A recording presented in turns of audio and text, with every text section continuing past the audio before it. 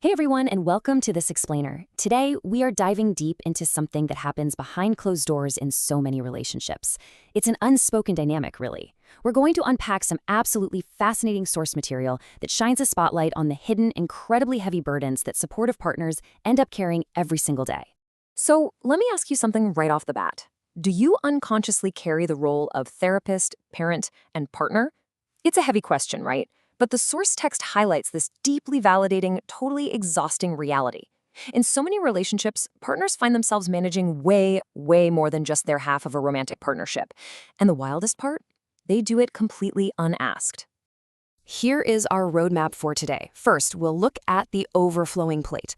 Then we'll explore the parent-child trap.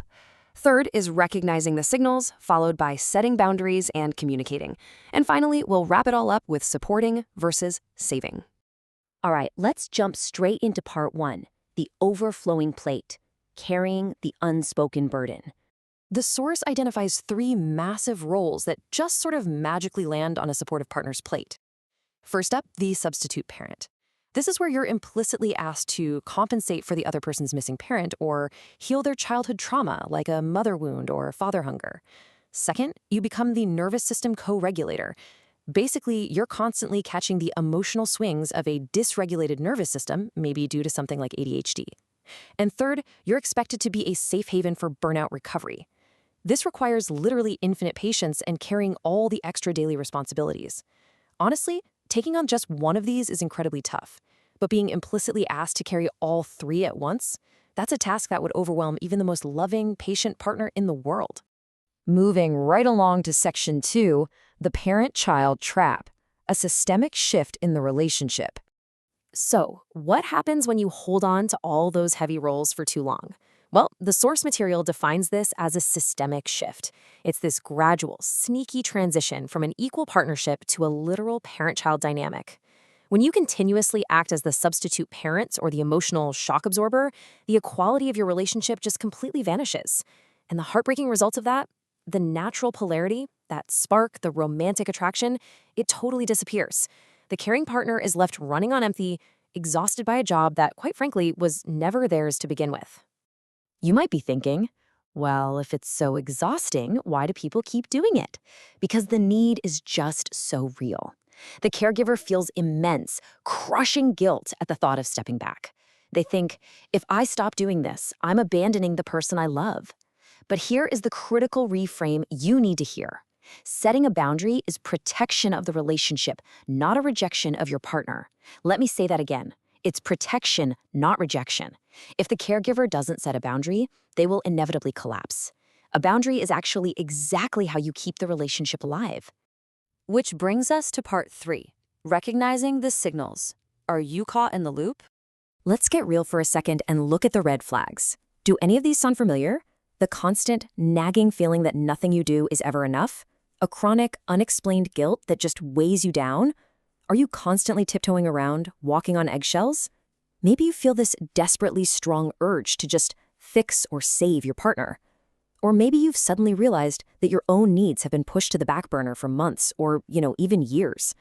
If you're nodding along right now, you are officially caught in the loop. And here is exactly why this loop is so destructive. It's simple. No single human can replace an unfulfilled parent function. It's impossible. The expectations placed on the partner become astronomically high and completely unachievable. This kicks off a really dangerous downward spiral. The wounded partner feels constantly let down because you're inevitably failing at an impossible task. And you, the caring partner, are left completely drained by an assignment you could never actually complete in the first place. Let's pivot to part 4, setting boundaries and communicating, breaking the cycle. Okay, so how do we actually get out of this trap? Here are 3 highly actionable steps to survive this dynamic without breaking your relationship or losing yourself. Step 1, acknowledge without absorbing the pain. You can literally just say, hey, I see your pain, but I'm not the source of it and I can't fix it alone. Step 2, set boundaries with warmth, not as a punishment. Make it super clear that this boundary is about caring for the relationship's survival. And step 3, insist on professional help for those deeper issues. Whether it's a mother wound, father hunger, or getting ADHD treatment, your relationship simply cannot be the only place where therapy happens. It just can't. This concept builds directly into how we talk to each other every single day, especially when navigating something like ADHD, which a partner might just experience as total chaos. The source highlights a real game changer here, the distinction between identity and behavior. Look at the difference. On one side, we have the story, "You never care about me." That attacks who the person is. It attacks their identity, and it causes deep, deep hurt. On the other side, we have the fact, "You forgot the appointment." This is concrete, non-blaming language about a very specific behavior. By separating the two, you stop the very real challenges of ADHD from being confused with a lack of love or commitment. And that brings us to another huge realization. Burnout is a systemic relationship signal, not just an individual problem. If you are burning out, it's not just a you problem. The whole relationship structure needs attention. By catching this early and restoring some structure and calm, both people win. And hey, this is important. The healthy partner has an absolute equal right to support, whether that means finding your own coaching or leaning on friends and family. You don't have to just disappear because your partner happens to be struggling. Now for our final section, supporting versus saving, redefining your role. Listen to this because it offers a massive sense of relief. Healing happens because the wounded person faces their own architecture, not by you working harder. Let that take a huge weight off your shoulders. You are not responsible for healing their childhood wound. You are not responsible for regulating their nervous system or magically solving their burnout. Your only actual responsibility is the quality of your own presence within the relationship. This all boils down to one incredibly powerful quote from the source material that perfectly hits the nail on the head regarding healthy dynamics. The partner may support, not save. Seriously, think about that for a second. You can absolutely be there. You can hold their hand, but you cannot rescue them from their own inner work. Making that mental shift is the absolute key to getting your equality back. To wrap up this explainer, I want to leave you with a question to chew on. The source material shows us that the original wound, the nervous system's energy, and the relationship itself are not separate things. They all form one connected circle.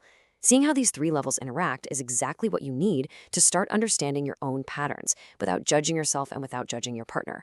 So, do you see how your wounds, nervous systems, and relationship form one connected circle? Think about that interconnectedness as you figure out your next steps forward. Thank you so much for hanging out with me today, and keep learning.